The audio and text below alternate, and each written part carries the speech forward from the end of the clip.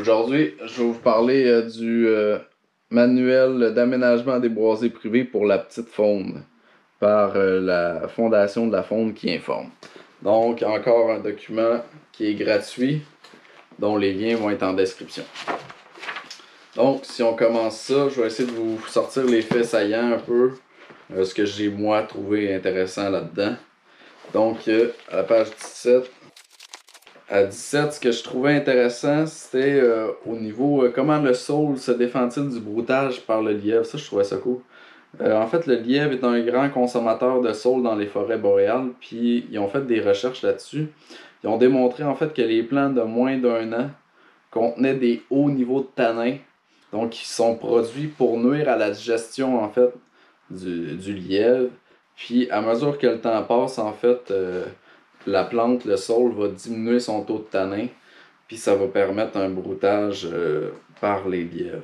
Donc la plante, elle se protège en début de vie, puis ensuite, elle va laisser davantage de la place pour être broutée, pour être consommée par les lièvres. Je trouvais ça vraiment nice. Ensuite, ce que je trouvais bien aussi, on fait une distinction entre herbivore et carnivore. Donc, une des différences qu'il y a, en fait, c'est que les herbivores, au sens large, vont rencontrer souvent des problèmes de qualité de nourriture. Donc, ça, je trouvais ça intéressant, puis j'avais jamais pensé à ça, mais en fait, les herbivores, c'est ça, ils ont naturellement beaucoup de stock à manger, mais c'est la qualité qui est diminuée, tandis que les carnivores vont souffrir davantage du manque de quantité de nourriture, parce que le laps entre deux repas, il peut être long, suivant la chasse. Ensuite, page 19. Pourquoi le lièvre mange-t-il ses propres crottins? Donc, en fait, c'est des lagomorphes, donc les lièvres et les lapins, vont récupérer les vitamines produites par les bactéries de leur système digestif. Donc, en fait, tout ce qui est excrément molle est produit par un autre type d'intestin, si on veut, là, je vous passe le nom. Puis, ils vont être digérés à nouveau. C'est un peu le principe de ruminer, mais en plus basic. Sinon, ce que j'aimais bien, 21. 21, on nous parle en fait. Ben, ça, j'en ai parlé un peu dans un autre document, mais en fait, on nous parle de la gélinotupée. Donc, normalement, la gélinotupée adulte consomme 5% d'insectes, tandis que l'alimentation des jeunes oisillons, en fait, comprend jusqu'à 85% des proies animales. Une autre chose que je trouvais intéressante, c'est au niveau de l'épervier brun, en fait, la disparité entre le poids, donc des mâles et des femelles, ça a l'impact également sur le type de gibier qu'ils vont chasser. Donc, les femelles sont beaucoup plus lourdes. Ils pèsent environ 170 grammes, tandis que les mâles pèsent 100 grammes. Donc, ce qui fait une différence. En fait, les femelles vont chasser des proies qui vont en moyenne jusqu'à 28 grammes, tandis que les mâles vont capturer jusqu'à 18 grammes. Donc, l'éventail est différent pour la même espèce. Je trouvais ça intéressant. Page 28. Évidemment, c'est un document qui est quand même assez complet. Je l'ai beaucoup apprécié. Il est plus complet que les guides dont je vous ai parlé dans une autre vidéo. Parce que, en fait, les guides sur l'aménagement des animaux, l'aménagement en fait d'habitat pour les animaux, est inspiré de ce guide-là, de ce document-là. Donc, on a autre chose que je trouve intéressante, donc les types de bordures. Les bordures permanentes, on distingue bordures permanentes de temporaires. Temporaire, en fait, c'est la rencontre entre deux stades successionnels de différents âges. En fait, les bordures en arbre, comme par ici. Évidemment, ça change dans le temps. Donc, on a les espèces pionnières qui aménagent le lieu pour les autres espèces. Les arbres vont pousser, etc. Donc, c'est pas quelque chose qui reste dans le temps.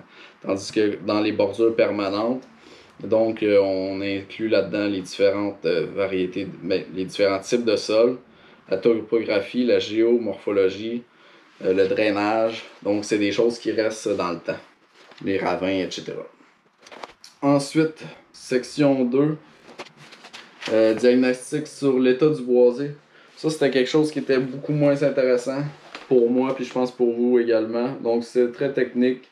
C'était de la lecture de cartes, en fait. C'était pas particulièrement glamour. Page 69. Page 69, en fait, on va nous montrer comment faire des inventaires, ça je trouve ça cool. Comment faire des inventaires sur son lieu, donc sur la Gélinote. On nous dit en fait de telle heure à telle heure où aller se promener dans le bois, puis en quelle saison, pour vraiment essayer de dresser un inventaire. Évidemment, c'est un inventaire estimé. Donc, des gélinotes qui sont sur notre terrain ou sur le terrain dans lequel vous voulez. Donc, on a la même chose pour le lièvre. Donc, pour le lièvre, en fait, c'est de placer des piquets de bois à 50 cm de distance, puis d'y aller, de compter, en fait, les excréments qui sont facilement visibles. Puis ensuite, il y a un petit calcul là-dessus qu'ils font pour démontrer combien il y a de lièvres, en fait. On a l'inventaire pour la bécasse. On a des feuilles, donc, de compilation d'inventaire, ensuite. C'est ça. J'ai une note lièvre bécasse. On ne parle pas vraiment du tétra parce que le tétra est quand même difficile. Puis il n'y a pas tellement de données sur lui. Page 83, en fait, à partir de la page 83 jusqu'à 125, c'est les guides d'aménagement donc que je vous ai parlé dans une précédente vidéo. Et en fait, sont en format plus long, il y a plus d'informations. Pas nécessairement sur le type d'aménagement à faire, mais plus sur l'animal. Donc on ressort un peu des études là-dessus, de la littérature, bref, il y a plus d'informations. Page 140. 140, ça je trouvais ça vraiment cool. Ça peut être quelque chose si vous aimez beaucoup les oiseaux là, à préserver. Donc en fait, on énumère tous les oiseaux. OK.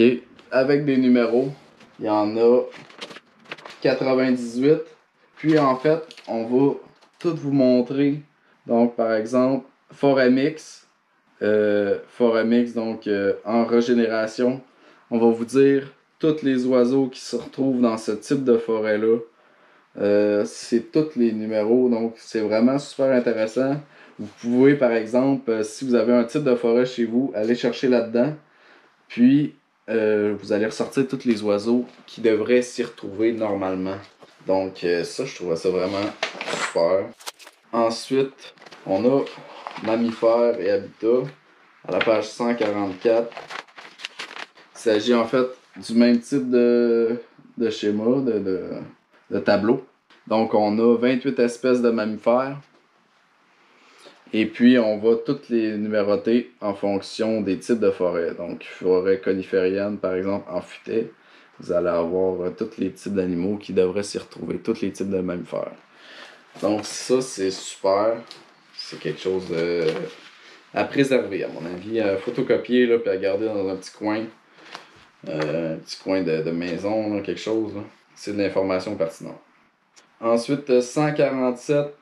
Donc, on a les types de coupes et les effets bénéfiques.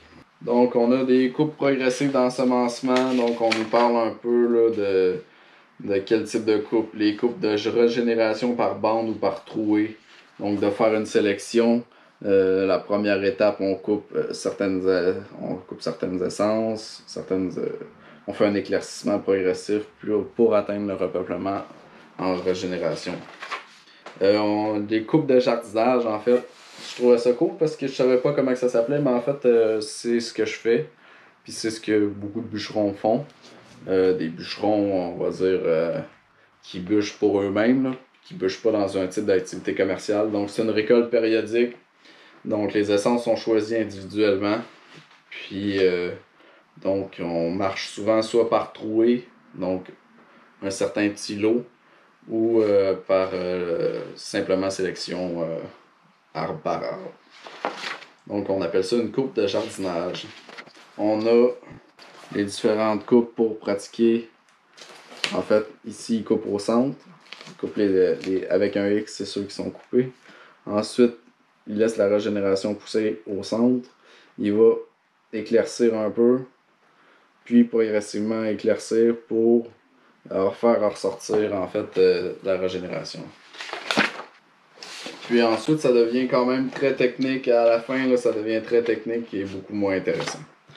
Donc, c'est ce qui fait un peu le tour pour le manuel d'aménagement des boisés privés pour la petite faune.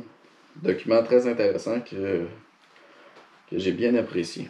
Les liens sont dans la description.